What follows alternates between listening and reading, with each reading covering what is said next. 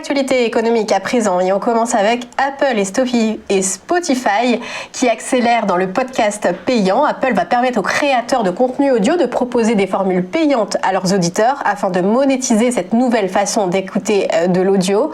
Et Apple en prélèvera une commission comme il le fait déjà pour les applications. C'est une réponse à Spotify qui avait récemment élargi son catalogue audio avec des podcasts payants, tandis que Deezer et Amazon, deux autres poids lourds du secteur de la musique, sont toujours en retard dans ce domaine. Le géant du luxe LVMH va porter sa participation dans TOTS à 10%, sachant qu'il en détient actuellement 3,2%. Le Français va racheter des parts auprès du fondateur et président Diego de la Vallée. Le communiqué de TOTS évoque l'amitié de 20 ans entre les deux familles françaises et italiennes, alors que le groupe de mode italien traverse une période de difficultés aggravée par la crise sanitaire, les ventes n'ayant toujours pas rebondi. Le prix convenu pour la transaction est de 33 €, soit 10% en dessous du cours de clôture d'hier. Et le Français ne devrait pas monter au-delà de 10% dans le capital de TOTS.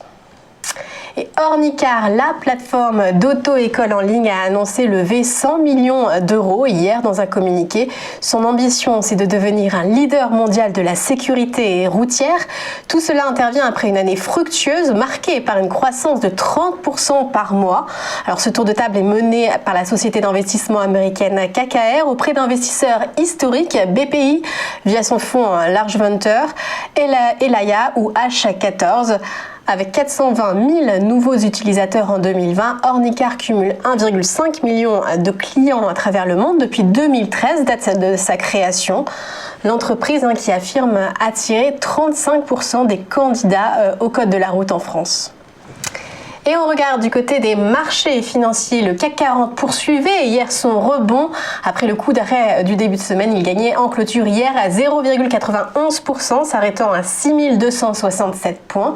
Après beaucoup de publications d'entreprises du CAC hier, dont le luxe qui a largement porté l'indice, alors que la réunion de la BCE, elle, n'a rien apporté de nouveau. Vous pouvez retrouver tous les chiffres de la clôture hier sur notre site tvfmedia.fr.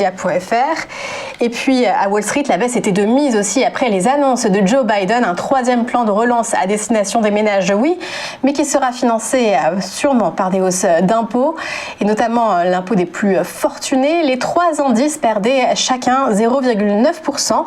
Il y avait aussi le recul des inscriptions hebdomadaires au chômage et un nouveau gadin du Bitcoin qui se négocie ce matin en dessous des 50 000 $. En Asie, le rouge l'emporte à Tokyo qui baisse de moins 0,5%.